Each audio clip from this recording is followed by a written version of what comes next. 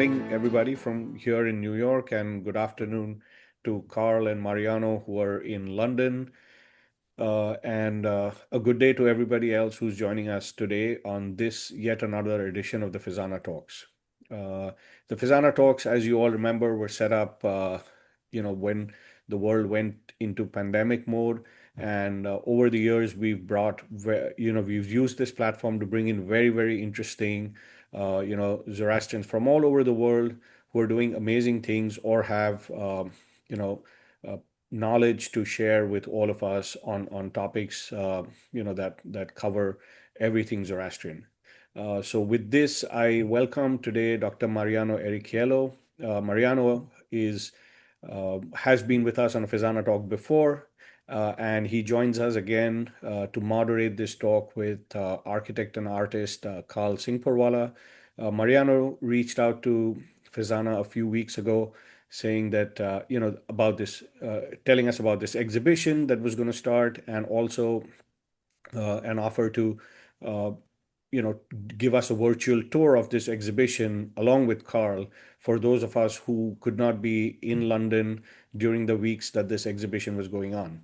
So we grabbed this opportunity, and I'm thankful to both of them for agreeing to do this on behalf of Zana and to all of you who are here on this call. With that, I hand it over to Mariano to take it forward. Thank you so much for the kind words and introduction, Arzan. And let me also express my gratitude for your support and for giving us this opportunity of showcasing the work of Karl and the exhibition. We have been working together with the Shapoorji Pallonji Institute here at SOAS. It's really easy to work with you and Fezana, and I look forward to building greater things in the future. So my name is Manuel Richiello. I work at SOAS. I manage the Shapoorji Pallonji Institute of Zoroastrian Studies. Last year, we decided to launch an Artist-in-Residence Fellowship.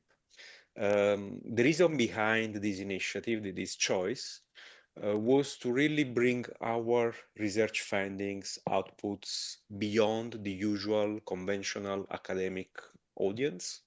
And we found that art is a powerful mean, can evoke important things, is effective, and it could have been a great way to really go beyond the usual boundaries. So we launched this initiative, and I remember it was April, probably 24. There was a conference, a lecture by Professor Leila Vevaina, and Karl Singporewala was part of the audience and approached me. We got to know each other. We had a nice conversation, and I told him about this fellowship. So he told me a very interesting story. The fellowship, the objective of the first fellowship was to explore how materiality and religious objects inform identity formation. And art is perfect for that. And Carl told me a very interesting story. He told me that when he was a kid, under 5 years old, he was playing with the Parsi says. The mom was putting him in the kitchen, he was playing with it, and he got to know these geometrical shapes, and he became an architect years later. And at some point, he discovered as a kid that there was a dove on top of the horn, and he conceived the concept of scale, which is very important in architecture. So he's grateful to the family and the mother who made him play with the cells, because then he became a award-winning artist. Karl is a member of the Royal West of England Academy of Art. He has exhibited in North America, in Europe, and we are very glad that he accepted our invitation to be the inaugural artist in residence of the Shapoorji Pallonji Institute. All his work is deeply personal, and we launched the exhibition on the 8th of October. We had very good reception from the community, but also from the architecture community as well as the artist community. So it's really challenging traditional boundaries between these these areas. We have also run many workshops. The exhibition will be on until the 13th of December. And again, I'm very glad that Arzan made this possible. So we can bring a bit, we can show to everybody else beyond London what Karl has done for this year. So we recorded a tour of the exhibition for you, led by Karl, and then we can have a conversation with Karl and a Q&A. Karl, if you want to say a few words, I hand over to you, and then we can start. We can show the video. Thank you, Mariano. The only thing I will say at this point in time is thank you so much for joining from around the world to see this. I'm deeply grateful for your interest in this. It's always difficult to show an exhibition, through a TV or computer screen. So I hope we try and capture the essence of the exhibition here. And at the end, we can talk more closely to some of the pieces and have a much more open conversation. So thank you so much. Amazing. So I will share the screen and the video.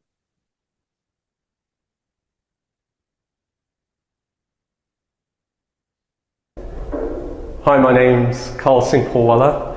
I'm an artist and architect, and I'm really proud to say that I'm the inaugural fellow of the Shapoorji Pallonji Institute of Zoroastrian Studies Artistic Fellowship here.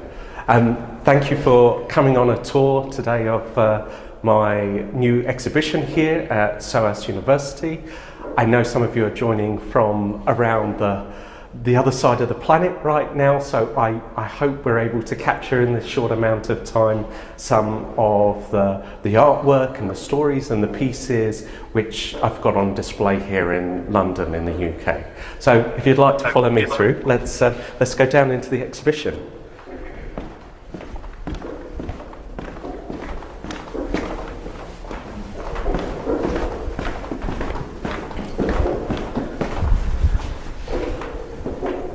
So this is the first piece that sits at the threshold of the whole exhibition here, and this is actually based on the lamppost from The Lion, the Witch and the Wardrobe, which is a C.S. Lewis story as such, and it ties in with a lot of the Narnia Chronicles themes that come in.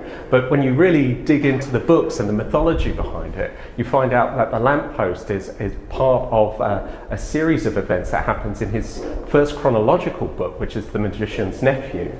And that talks about an ancient civilization which was lost or destroyed, and it was ruled by an entity which was a jinn, which comes from that ancient part of the Middle East where Zoroastrians first flourished and such. But let me take you through into the main chamber, because this is really the large commission, and we'll start with these pieces and also finish here as well. And if you can open back up and see these four pieces, some of the shapes may be recognizable to you.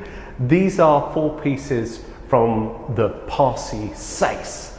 Now, the SOAS is a series of small objects that sit on a ritualistic tray that sit in most Parsi Zoroastrian households. I certainly had one in my house growing up. I was gifted one as well as when I got my first property by my parents. But traditionally, they're not room size overall. If I point you to this scale model behind, which is down here, you can see that's more the traditional size of a SOAS, and that starts to look a bit more familiar to those Zoroastrians which do have a SOAS in their house.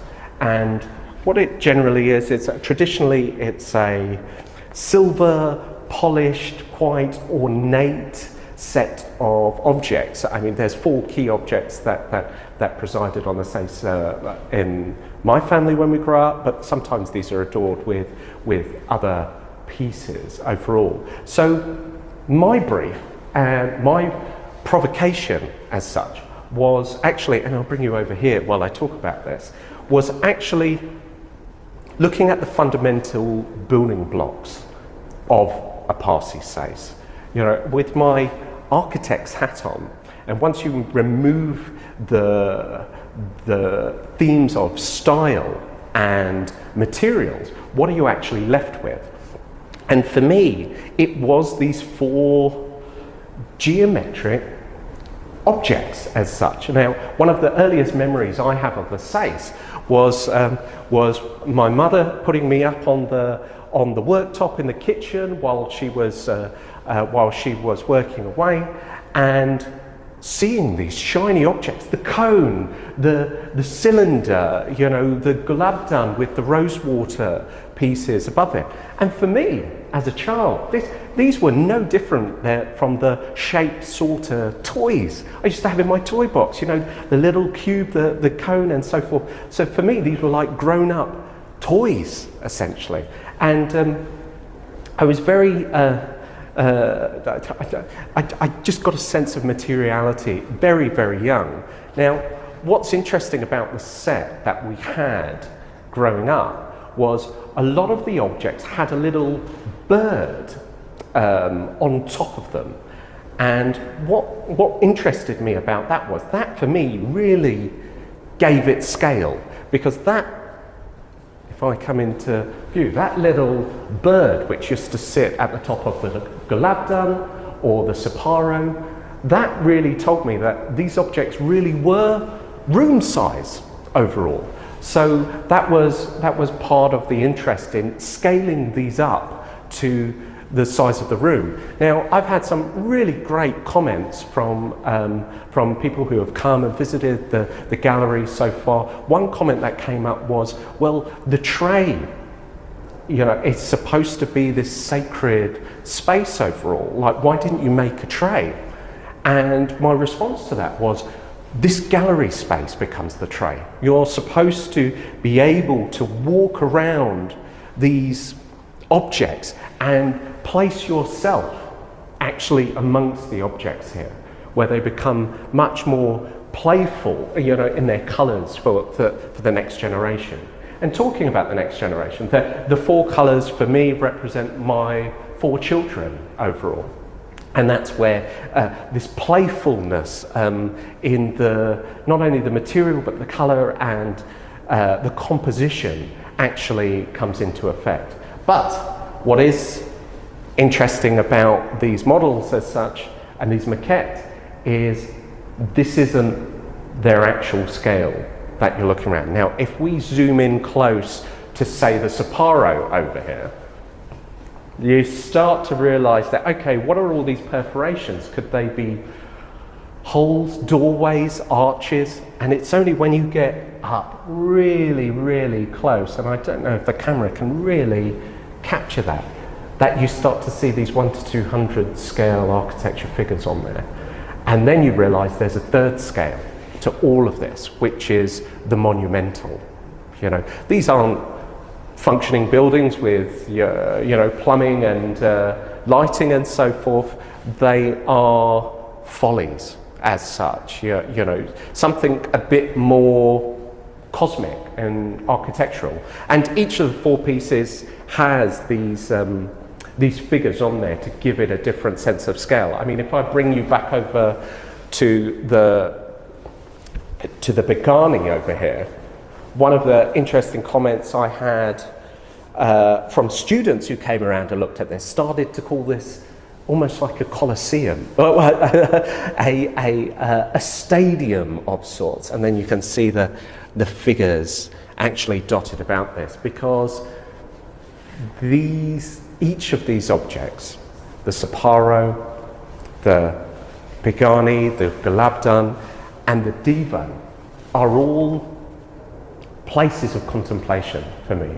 You know, people use their spaces for very different reasons in their house, and some of the feedback I've had, people have told me, okay, it's where they go and say a prayer every morning, it's where they'll light a candle with the Devo, for instance. Someone even described it as saying it was their security system for their house, their spiritual security system, which I found very fascinating in terms of how different Zoroastrians and Parsis respond and relate to these objects as though they are part of their identity, whether they recognize it or not.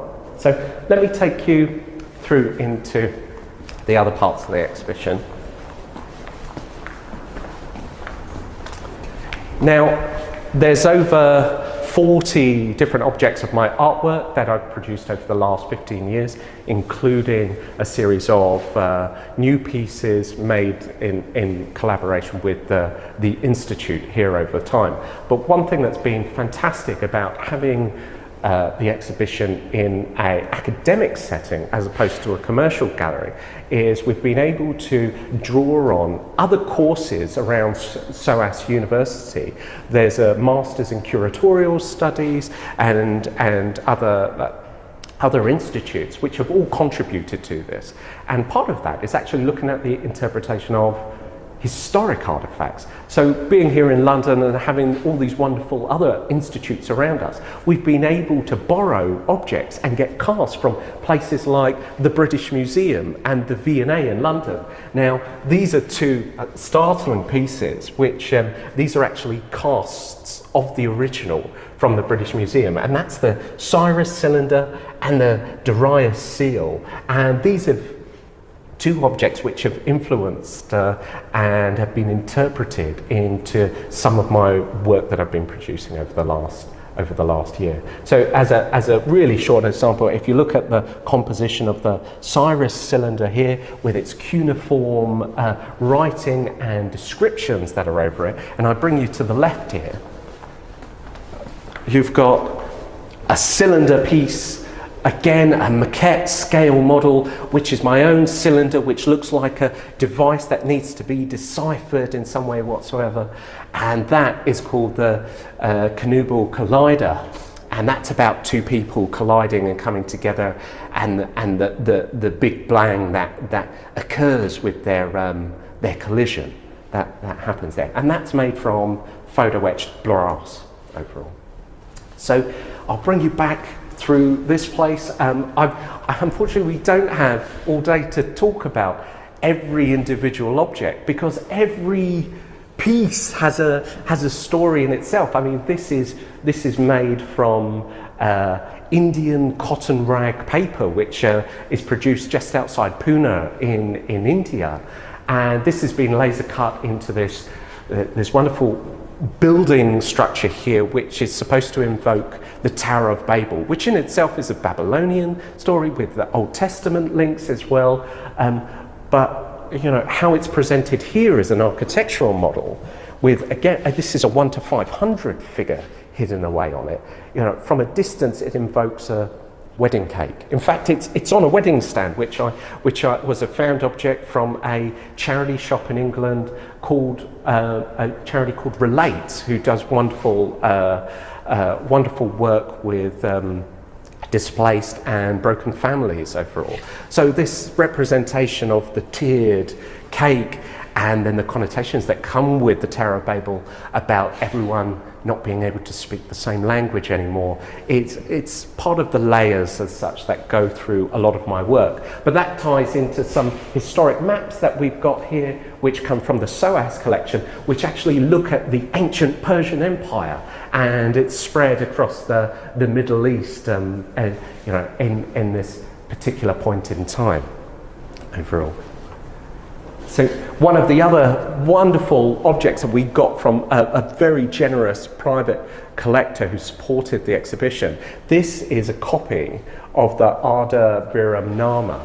Now, if you don't know this is a cosmic Zoroastrian story which predates Dante's Divine Comedy, but is built in a very, very similar stead of a person who goes on a journey to both heaven and hell, and he gets to observe what happens and why these people went to heaven, why these people went to hell. Now it's told, from a 700 AD perspective, shall we say, on the time period when it was created overall, but it's a fascinating mixture of illustrations and the cosmic bridge one would walk over at judgment, how they get across, how they don't get across, how they fall in, and for an artist this is a wonderful treasure trove of inspiration.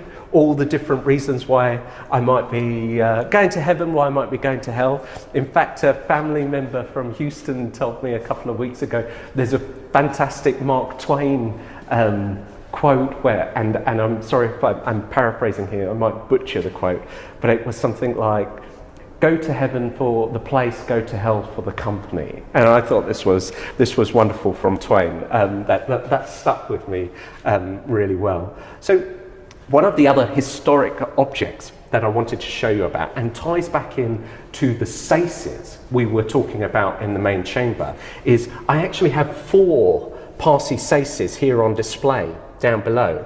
And what's wonderful about this is the largest one is my great-grandparents' sais. And then the next one is my grandparents. The next one is my parents' one that was in their house. And the smallest one here was the one gifted to me when I got my first property. And the oldest one, the largest one, has in Gujarati, it's got 1952 inscribed on it. And I don't know what this says about, you can see the scale has gotten smaller and smaller throughout each generation. That's no commentary on spirituality or anything like that. But this is the provocation that came with me creating those colourful saces that you've just seen in the other room. Because I asked the question to myself, and more than anyone else, what would the next generation of sais look like? If I follow this trend, it's absolutely miniature in size. You wouldn't even be able to see it. So this, looking at the style, the materials, was really key to it, because all of this is style. People saying that the sais needs to be this polished floral or even filigree where you can see through it pattern.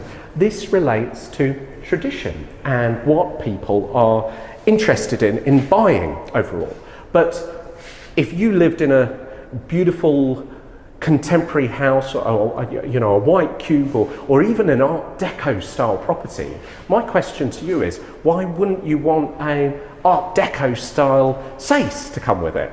I mean, what's wonderful about this large piece here is as beautiful as it is. I mean, this was the sais that was used at my Naujo, for instance. But on the underside of this tray, it actually says, best German silver made in Italy.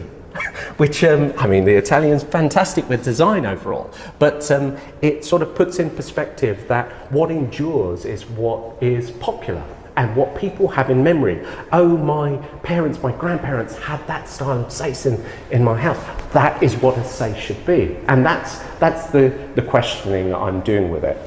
That is one particular style in the other room now. And what I would love to see in the future is people designing their own saises, looking at these different things, because what you imbue on it in terms of style, in terms of spirituality, and what you get from it when you pray and the devotion there is an individual practice that goes with these things.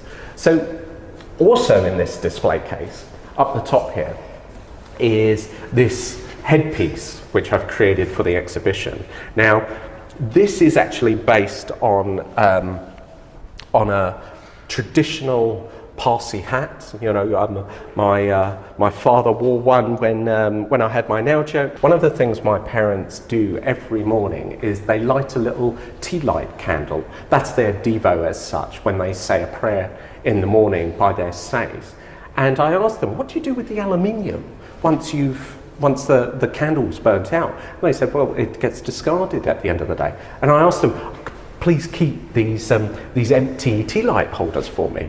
And what I didn't realise was just how much my parents said prayers, you know, for. What was interesting was I kept those pieces and I turned it into this Parsi style hat that's up here overall. And what I would like to do with a future piece of work here is actually do a whole set of Persian armour that's made from these tea light pieces. So one small quick anecdote as well for this section before I take you around the rest of the exhibition. This is a canvas of a mosaic from a chapel in Italy, and then you'll notice it's the three wise men, or the three kings from the New Testament story. What is interesting is that in Matthew's Gospel, they refer to the three wise men as magi, and those of you know that magi is a term for Zoroastrian priests overall.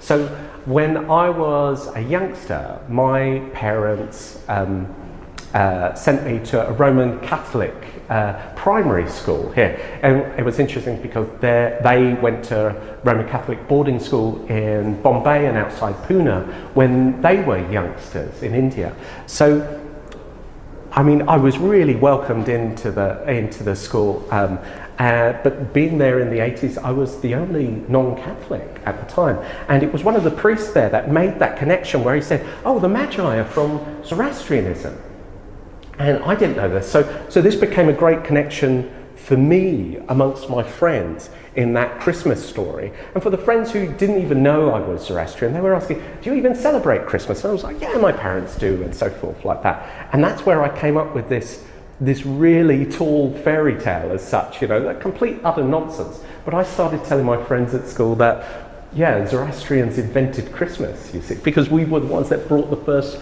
presents. I mean, it's a tall tale that puts a smile on my face still today because of, you know, it's what a 5-year-old made up among his friends. But yeah, it's something to remember. But the reason that's in the exhibition as well, apart from the story and the links to my past, is that they all followed a star. And that star is something that has come up again and again in my work throughout the years. So if we come through, we'll go through to that section of the exhibition. I've got these 3 curtains or tapestries, as you will. That's all made from laser cut paper overall. And I mean, if you come in close, you can really get a sense of how delicate these pieces are. And like, if you can take the camera just behind there, you can see that zone between what actually is the artwork and the shadows behind overall. But these 3 pieces, and I mean, you can only experience that one there, but there's 2 more here. There's a circle, a triangle, and a square here. This is called Thoughts, Words and Deeds, and that leads to what I call a Parsi creed as such, of good thoughts, good words, good deeds. And it's tied to the mother, father and the son story overall, where in my mind and from my experience that, you know, with good thoughts from the father and good words from the mother, you end up with a child that has good deeds in their bones as such overall. And this ties back in. And in fact, I've got a smaller scale version of a set here, which are available individually. This has proved to be the most popular piece in the exhibition overall, and that's made from the same Indian laser cut cotton rag paper overall. Yeah. So we come round to this part, you can see, I'll bring you through to some of these pieces here. As again, each one of these has a personal story linked to it back through my career or milestones in my life growing up. This large star sculpture is a piece I developed for a school project overall, which was a team building exercise where you put these pieces all together, and there's no glue, no mechanical fixings either, and this was built on a great teaching resource developed by the mathematician George Hart, who's this wonderful sculptor and mathematician that helped develop this. So this is actually made from Foamex overall. It's actually incredibly light, and this ties in, as you can see, like there's a number of different star sculptures in the space. In fact, like this one here is a small piece that, again, no glue is used. It's made from the same cotton rag paper overall, and that is an Icose dodecahedron, which is just all slotted into place. And you think it's a tabletop sculpture until you notice that little scale figure there, and then it takes on again a much more monumental role overall. Now let me show you this piece. Actually, this is interesting because this was something I couldn't actually include in the exhibition. This is a sculpture that's just been installed this summer just outside the area of Gatwick, where Gatwick Airport is in the UK, and that's a 6 metre high star sculpture overall, made from weathered steel, which is that sort of corten type material overall. Now, with that casting a lonely figure sort of amongst the forest, this photo was actually taken by a wonderful photographer named Judith Jones, and her photography specifically captures objects in twilight, which is that 10-15 minute window once the sun has set, where you get this beautiful blue hue across the sky as such. But one of the things that was the reason for including this in the exhibition and showing some of my work out in the public was I have this piece here, and these were originally the prototype spikes made with Cake Industries, who helped fabricate that large 6 metre star that we produced. And for the prototype, we were working out the welding patterns overall, and we sort of brought it together in this pentakist arrangement, these 5 spikes. And I thought this really invoked the sense of flames and fire overall. So I thought that was a good link here to, to my cultural background as such. But when you see that there's 5 spikes here, and each one is just over a metre in height, that's 5. There's 80 on the main sculpture at Gatwick overall. So I'll bring you around, and you can see more of the star sculptures that link to those stories and background and upbringing beforehand. We had a lot of conversations with different workshops of school children and students who came around the exhibition about what stars mean to them. And people in different cultures, throughout history, people have used it for navigation, they've used it to make wishes, they've used it to talk to things, and there's been a whole history of what actually stars were until modern science kicked in and so forth. So it's what you imbue on these objects overall. And also, these are 2 historic pieces. This one is actually, the first edition is in the Royal West of England Academy collection, and this is a Sapporo overall. This was one that I made from stainless steel, but again, you can see the little figure in there that gives it this monument quality about it as a spiritual space for contemplation overall. In fact, from a cosmic point of view, the patterning on the floor there is the orbit of Venus as told when you're viewing it by the Earth, which gives it this particularly beautiful floral pattern overall. So as we come back through to the start of the exhibition, look, thank you so much for logging on and joining me on this tour today. The catalogue and a list of all the objects and artworks that's in the exhibition are available to see on cosmosmemoryscale.co.uk. All the pieces that you see are available for sale in addition, and it's been a wonderful start to the exhibition. And if there are any problems, you are interested in any of the pieces, there's contact details available on the website to have a look. But thank you so much for joining us.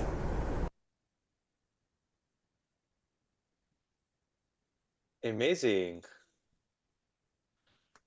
Can you hear me? Yeah, you're coming through. Yeah.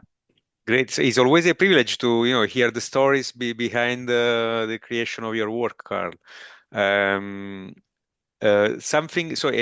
I did not say much about, I just gave a brief introduction about the connection with the Parsi SOAS and the exhibition, because I wanted people to see how did you answer the research question about materiality and identity formation. I think you explained it beautifully in the video, and it's really embodied in all these geometrical forms and monumental works. The idea of scale is embodied in into you and the work you have done with the Central Commission of the exhibition.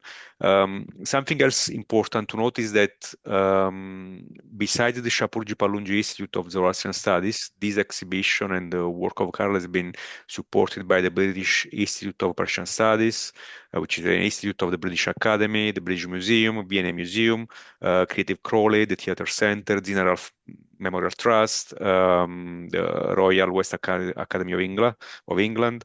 So it's a really collaborative effort.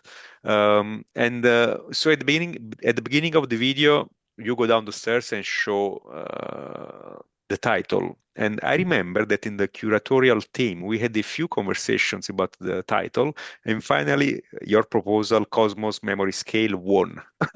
So, can you tell us about why Cosmos Memory Scale, why they are important?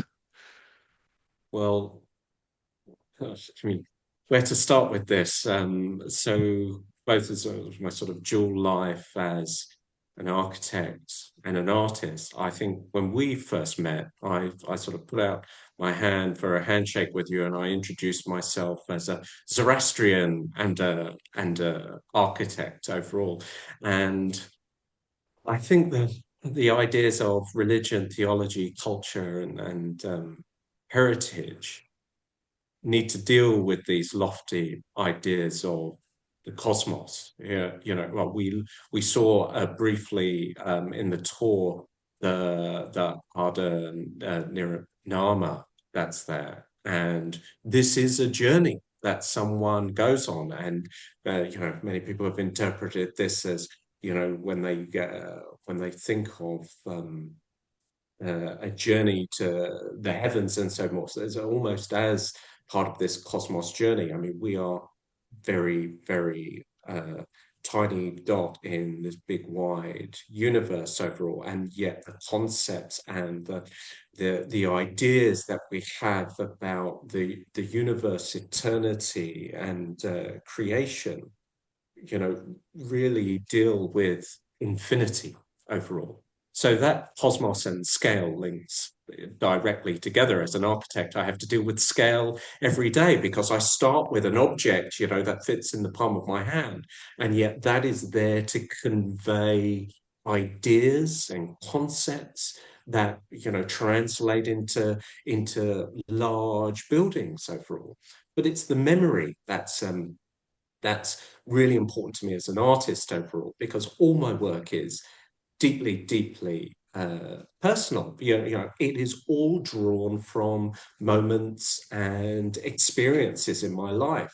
Long before I realized this was work that could be classified or labeled under a Zoroastrian or Parsi label, I just thought, oh, well, this is my everyday memory. As a child, good memories, bad memories, the good, the bad, and the ugly all tied in together. And what more can an artist ask for overall? You have these experiences which define the work you do. Amazing. As you mentioned, the Zoroastrian Parsi label, what makes you a Zoroastrian? Tell us. That's okay. That's a really good question.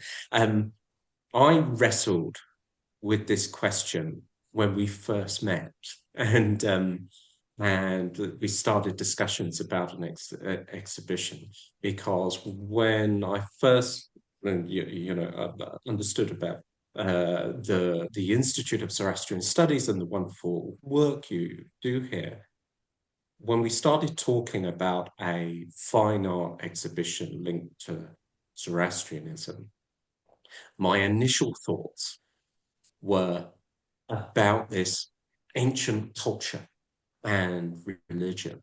And that I was thinking with the commissions, the new work I was doing, and sort of tying the old work to it, it was like this ancestry.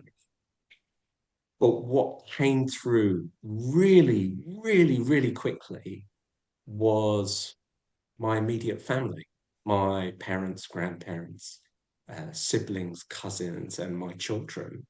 And that's that's the memory. That's the Zoroastrian. That's the Parsi part of me, which is being conveyed here. You don't get to meet your ancestors as such. So your portal, for me, especially for your portal into that culture as such, is it's your immediate family. That's, I think, and that's what defines Zoroastrianism for me, is those memories and those experiences.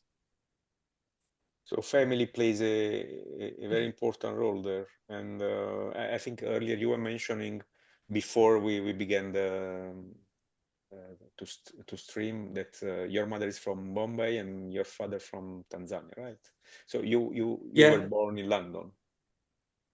yes, I was born in London. Yeah, my father was born in Tanzania, but he attended boarding school in India growing up. But I mean, I've been incredibly fortunate in my life that even though I was born here in the UK, that growing up, every other summer holidays, my parents would take me and my younger brother to India, and but we have so much family on the West Coast, in Bombay, also near Pune, and in Surat in Gujarat. It was always a wonderful experience, going and meeting all the family in the different colonies and getting to go to Udwada. So it's really stuck with me throughout my upbringing. This brings something to my mind. In my work, I work with modern communities, Zoroastrian communities, and usually I would say they are described as diasporic communities, which implies a set of assumptions. However, I'm always amazed how hyper-connected the communities are globally. The Zoroastrians, from North America and India and London and Middle East, they know each other, they connect, they go to conferences, they travel back to India or somewhere else. It's amazing. So in my work, I'm trying to elaborate a new idea that goes beyond diaspora for Zoroastrians. It's a tiny community, but super connected. And going back to the idea of family, so what do you want your legacy to be? To your children, Legacy, to the okay. community? That's so legacies. Oh, that's an interesting question, because growing up in a very proud Parsi household and stuff, I was raised knowing that it was a very small.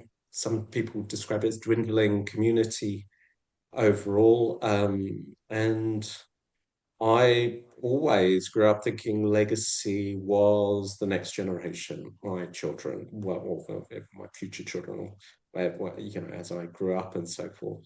And it's only later in life that it's much more nebulous than that overall with me and my artwork, and it's something that where I'm still on this journey of understanding myself and the cosmos both in the same sentence. What's really interesting about Legacy is this exhibition, which is, it's almost like a retrospect. It brings together 15 years worth of artwork, which I never immediately assumed as Zoroastrian or Parsi in context overall. And that's what's been wonderful about working with the Institute, is that you've been able to draw on, well, that's a memory associated with something that you had around your house in your upbringing. And that really ties it together, that talking about the architect and the Zoroastrian here. I think the last census in Bombay, there's only about 50,000 Parsis left on the west coast of India. Now, in comparison, I think there's only 50,000 registered architects here in the UK. So I've got these really two niche groups to put on an exhibition here. And there's very few architecture exhibitions going on in London and the UK at the moment. And I think we had a look to see if there were any contemporary art, Zoroastrian exhibitions going on in the world, and we haven't found one yet. And I'm sure there are. So I hope the objects and all the material that's been produced as part of this wonderful opportunity, this exhibition, is what's going to endure. I mean, it's wonderful that people have bought work and it's already gone to the States and it's already gone to India and so forth. So let's stick on that legacy for the moment. And so you are an architect and artist. How do you navigate these two worlds? Obviously, there's an intersection, but I remember once you told me that when you are with architects, you feel more like an artist, and the other way around. Right. I think that's imposter syndrome, but that's yeah, that's very interesting. I've been very fortunate in life that I've had a wonderful architecture career to date, but I always had in parallel this need to create, I think, call it architecture models that weren't directly linked to the buildings I was working on at the time. They were much more emotional, much more linked to particular milestones in my life. And before I knew it, I blinked, and it was 15 years later, and I've got this body of work, and my hats off to the Zoroastrian Institute that you have here, and also the other departments at SOAS, where they've got a curatorial studies group and so forth, who have all come together to help put this exhibition together. I mean, even just the announcement of this exhibition just opened up so many doors, and individuals who got in touch from around Europe and beyond, just to say, "Hey, I'm a Parsi architect, or I'm a Zoroastrian artist," and for one, where I once probably felt quite unique and isolated, I realized there's a great community out there. And this goes back to the SACE I've created here as well, where I've taken tours of different groups around. I usually talk about different layers in the artwork, depending on whether I'm taking a group of architects, a group of artists, or even Zoroastrians round overall. But it's yeah, it's with these artworks, there's many layers to, and metaphors and allegory to pieces. So it's wonderful to be able to get to share some of those with you. Yep. Thank you. It's amazing. I experienced something similar when we launched the artist residence and your exhibition. Many artists from the US, Canada, India especially, got in touch. There is a network there, and it's interesting, and hopefully there will be many other things we can do in the future. The other thing I wanted to ask is that over the last couple of months, we have held a few workshops for students, kids, school students, non-native English students, also for the Zoroastrian fan club, I think, young Zoroastrian. How was your experience with that? So this was I really enjoyed Zoroastrian Trust Funds of Europe Fun Club, which came round. And there were children from 3 years old to 15 in age, and the parents came round. There were over 40 people all together in the gallery, and you could see the stories that were coming through, and me getting feedback, and as we talked around some of these pieces, the experiences of different generations and their response to, they started talking about objects they had in their house. They started to recall, oh, they don't have 4 objects on the SACE in their house. There's other pieces on there as well. And also Iranian Zoroastrians who don't have a SACE in their house, but they have the Sapporo, this mountain of sweetness, the sugar cone as such. So this for me was really important because I got asked a number of times the question. It's like, okay, well, if this is a Zoroastrian art exhibition, what do non-Zoroastrians get out of this? What do they identify with? And what's really clear for me is with any type of exhibition, art exhibition as such, you don't have the artist standing there telling you all the reasons and the meanings behind everything they've put together here. With art, it's also what the viewer sees in the artwork. You know, we had school children come around. They looked at the Sapporo and they were talking about mountains. They were talking about um, all ice creams upside down. I think one person even described they thought of it as a carrot.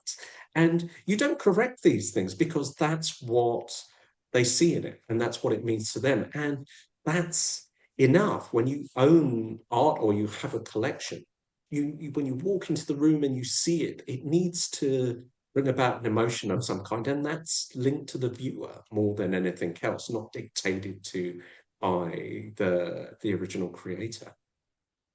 So your artworks are the product of your subjective work, obviously, but then they become universal in terms of container of meaning. So visitors can confer the meanings they want according to their experience when they are exposed to the artwork. Yeah. That's really true. I think where this has manifested itself quite interestingly for me is those four colorful 3D printed faces that I've created for the exhibition. That's an additional 50. And I thought this would be snapped up by Parsis and Zoroastrians. But there's been a 50-50 split. There has been just as many purchases of the editions from non-Parsis who see their own things in the objects. One person bought one because they wanted to actually split them up and they send one object to their son here and their daughter there and keep them from themselves. And they identified them as or they personified them. They made them individual objects related to people, which I found very, very fascinating because we imbue our objects with our own thoughts. As you mentioned, the 50 editions Sense of Sense, I saw that someone put a comment about this in the chat. If you want, I can pick some questions from the chat. Yeah, that would be fantastic. What does it say? So, oh, yes, yeah. So one is about your collider. Is your collider, this is from Khusro Bagli, is your collider symbolic of the Zoroastrian beliefs of a constant cosmic struggle between good and evil? I think that's an amazing description and idea to place on that object. That is not something I had considered previously because for me, and why this is a cylinder thing, and the patination on it sort of invokes the cuneiform prints that we saw on the historic cylinder from the British Museum. This was about two people colliding in a particular fashion, and the sparks and the pieces that come off of it. But to talk about it in the context of a cosmic battle, which is something linked to our culture, significantly, that I love that, and I think that speaks to what we've just been talking about people and what it means to them when they see and they interpret these things as well. That I absolutely love that explanation. It's beautiful. Also connects with the Ardaviraf, these really heaven hell images. There's also a technical question. Are these art pieces one of a kind or mass produced? I think you have both, right? So everything in the exhibition has been made with my own hands as such overall, and there's a variety of techniques and skills that we'll get for producing each of the works. Some of them are one-offs and they're individuals. and some of them are an addition where I've either have a mold or I have a laser cut set which I've produced that you can have identical copies of it. In fact, the colourful faces, there's an edition of 50, which is the coloured version. And then I produced call it a more traditional version, which is the mirrored chrome version. And the process for that is much more labour intensive. So we've created that only as an edition of 10 overall. But yeah, no, it's wonderful. Different people are responding to different things. In fact, the chromed edition of the SACE has been accepted and ascended into the SOAS public art collection here. So they've got the first edition of this, which is wonderful for me because public art collections, they're there for the benefit of the all and they're held in perpetuity. So I'm in a few. My work is in a few public collections now, and it's really heartening that I can look back on this. In fact, the one that's in the Royal West Academy of Art collection is a stainless steel Sapporo. So without even uh, doing this intentionally, my sort of ancestry or heritage, which is coming through my work, is being added to these amazing institutes, and at the benefit of the many, but all thanks to these wonderful collectors who have supported my work throughout the years.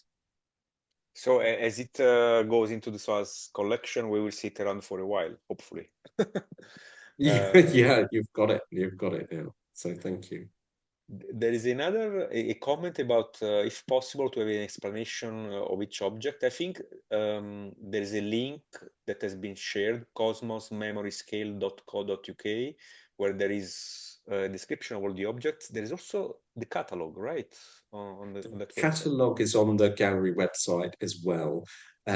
This doesn't go into all the detail behind each of those pieces, but that is there, that if people are interested and they want to know the background for this, they can reach out. My contact details are on that website as well, especially if you wanted something shipped across land and sea and there's issues with the labeling and stuff, just get in touch with that overall. But what I'm going to do over there, I think there's 3 weeks left of the exhibition. It's been going since the beginning of October. On my Instagram website, I'm going to do with the team here, I'm going to do a small short video of each of the 30 pieces.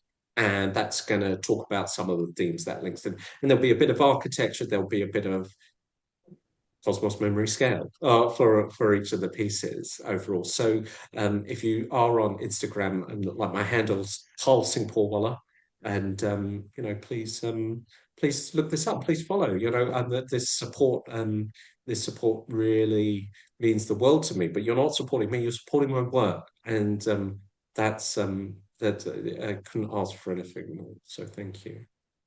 I also earlier added the link of a prize draw. So we are giving one of the editions of Sense of Cess, and we will actually do a public raffle on the 8th of December for the artist talk, which is the last public event associated with the exhibition. So those who are listening to and are interested in, you can enter the prize draw. There's the link in the chat. We are running over. I hope I can take another couple of questions from sure. Go ahead. Absolutely. Thank you so much. So there's an interesting question here about, did you consider the Persian wind catcher in your design of the Divo and Soparo? That's what those slots spaces seem to evoke. That's really beautiful. And someone else has made that connection as well with the wind catchers to keep these spaces cool. No, for me and for the Devo there, where it's got this stepped in it, and it's a pentagon, a 3D pentagon overall in shape. I got this from the the mechanism in a lighthouse, that where you start with a small light in the middle and you have these series of these layers of glass for refraction that magnifies the light source in a lighthouse. And for me, you know, the Devo and the light is about that, and that magnification of the light can come from something as small as a tea light overall. Another layer to it is that these glass lenses for lighthouses were originally developed earlier on in the 20th century on an industrial estate near to where I was born overall. So getting to see the scale of those things and translate that into the Devo for my work here was it was a great experience for me. But people do ask, because I've had Zoroastrians come around, this doesn't look like a Devo to me. You know, even my parents said this when I first showed them the prototypes for it. And that's okay. You know, what's been great about the producing this SACE for this exhibition is whether you identify and like the object, whether you like the colors or not, is having that conversation around tradition and materiality. You know, what is the essence of a SACE? And I think I mentioned in the talk we went round, the most beautiful SACE that we have in my family's collection here is this 1952 large one that and if you turn the tray upside down and look on the undersides, it says made in Italy. And it's wonderful. It's a wonderful way of dispelling what I'm looking at you, Mariano, and the Italians are great designers. Don't get me wrong. It's wonderful. But if you don't like it, and there's designers out there going, oh, I can design a better safe than that. This is brilliant. Do it. Do it. Because tradition and style are two different things, and you can have devotion, you can have spirituality in anything that you place that in that vessel there and on that tray. It's wonderful when some people ask, well, you've done this room size space that I'm walking around, where's the tray? And I said, the gallery is supposed to be the tray. You're stepping into this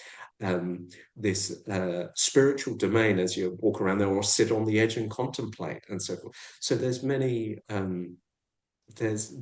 different dimensions one could take away, and I've been fascinated listening to other people's interpretation of the work, which has been very, very fulfilling for me. I'm forever grateful.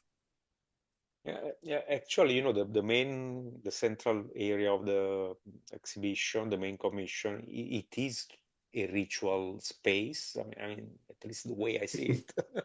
Right. And you can walk through it, which is amazing. It could be really evoking for people who have been, you know, have had SES in their lives for so many years. Thank you. There is another interesting question: is this element of adding figures for scale has the Alice in Wonderland feeling? Did you think of that? Well, yeah, through the rabbit hole as such, and dare I say, a lot of my artwork does go into a rabbit hole where I get pulled in many different directions, and these layers that are imbued on the pieces that I do. But the scale figure this comes from my architecture training, and it's not just about drawings. I've always been an advocate in my studio for model making to convey ideas. Not everyone can read a typical plan or an elevation that architects draw in 2 dimension. So actually having a physical model there and putting that figure on it, and then telling the viewer, put yourself in that figure's shoes, where you're then the witness, and then you can explore these things at many different scales. You know, I described in that central chamber in the gallery, there is actually 3 scales of SACE going on there. There is the tabletop traditional version that we all have. There's the room size one where you're walking around it and you're standing on the tray essentially. And then there's the monumental, which is those 1 to 200 figures, which make the Sapporo over 100 meters in height. I think it's close to 200 meters, this this model. But it's supposed to be a folly. If with the Sapporo itself, I've read, and with the research here of the different interpretations of what it is as this mountain of sweetness and sugar and the sugar cone, but also reading descriptions that it's this cosmic Mount Tara as well. And when it takes on that mountain size scale, that's where those figures really help tell that story. Wonderful. There are many messages in the chat, saying thank you for the presentation and the work. And also a few of them are asking more information about the interpretation of pieces. And thank you so much to Shirin Mazdayazna, who shared the catalog a couple of times. So that has been, that's very kind. Thank you. And Karl, are you at the SOAS Gallery every day? I think it's someone from London, probably. Well, I have a few architecture projects in London in any case, so I'm whizzing around between places. I was very, very fortunate that as part of this exhibition that kindly the Institute and SOAS made me a fellow of the university. So I'm eternally grateful for this because I'm not an academic as such, but being welcomed into this community at the university and being so close to all these other amazing institutes in London has been, I mean, it's wonderful. It's wonderful. I've said it a few times, but I really do count my blessings in life, and I am forever grateful for this this opportunity, because some of these pieces have never been in the same room together, and being able to go back to collectors from as far back as 15 years ago and say, can I have the first edition back for this solo exhibition has been wonderful. So Karl is not every day at the SOAS Gallery, but he comes quite often. And the SOAS Gallery is open from Tuesday to Sunday. If you Google, you will find all the details, or you can reach out. And actually, there are a couple of tours still available in the coming weeks. And people who is in London can reach out and can join. There is, I think, a last question. Why you included this is a bit technical, you may want to read it yourself, the icosahedron, but not the tricontagitrigon, which I don't know what it is. These are just different forms overall. The icosahedron was that piece in particular satisfied a very particular problem I had in terms of making a model at the time, where I didn't have time at home and I didn't have time in the office to make a model overall. So I came up with a system that didn't use any glue or mechanical fixings, where the paper actually slots in together. And the original version of that, I put that together while commuting on a train between Sussex and London in 2014 overall. But there's no reason why we can't have a Trigon 33-sided one somewhere in the future. In fact, the large public sculpture that's near Gatwick Airport, that's a geodesic dome underneath it with the stellated spikes overall. I did study maths before getting into architecture, and that does come through ever so occasionally. I did have a choice when I was picking my undergraduate degree whether to go down the engineering route or architecture, and I firmly landed in the architecture route. I don't want to upset any engineers by saying this, but I definitely think I have more fun as an architect on these type of projects. There's a this is the last one I take, otherwise we go over for very long. But there is a comment about that you put it together without glue. I remember when you were telling me about the big yellow star. Is follow me, if I'm not wrong, the name. Yeah. You told me that you find the solution, it's very complex design, and you find the solution, put it together without glue. It Well, was one of I your mean, last pieces. You did it a couple of months ago, right?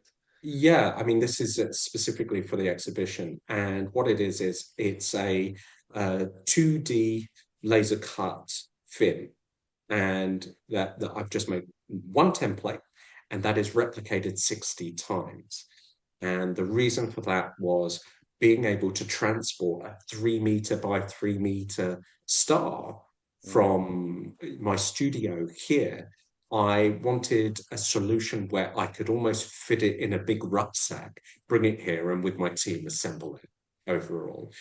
This was the brief I set myself overall, and there is a wonderful American mathematician called George Hart, who's incredibly generous individual who has for many years had all of his teaching resources and so forth online. And you know, his exploration of polyhydra, a lifetime of this, um, has been a big influence on some of those pieces. I'm forever generous in this regard, and I get to share that and build on that with my own work these days.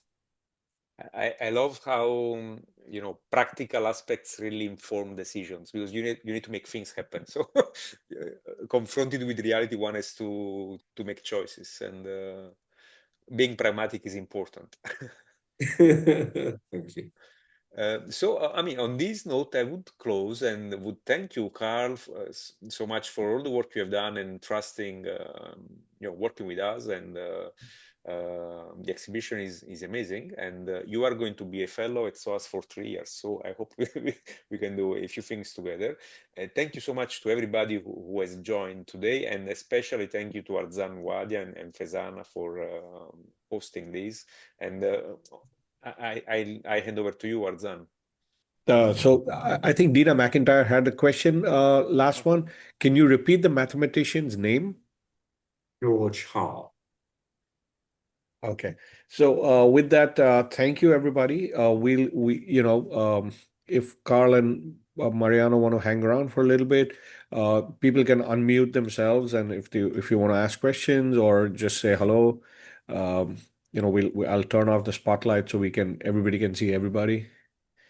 And otherwise, thank you very much for being here. And to everybody in the US, happy Thanksgiving in the week coming ahead. And we hope. Before we started the call, I was talking to Carl, and I said, and this was actually a suggestion that came from Tamina Davar, who's on the call, and she's like, hopefully you'll get Carl's exhibition to come to the US, sometime. So, well, let's put it out in the ether, and hopefully things will happen. So it'd be great to have see Carl's work over here in the US. But other than that, anybody wants to say anything? Otherwise, we can wrap up. Thank you so much, everyone. It's been wonderful to be able to share this with you all. This sort of technology makes this world a much smaller place, but yeah, I hope we've been able to convey some of the imagery and the thoughts behind the work that's gone in here through the Zoom screen. So thank you. Thank you very much.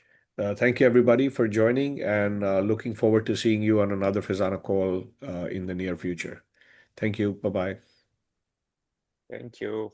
Bye, everybody. Happy Thanksgiving.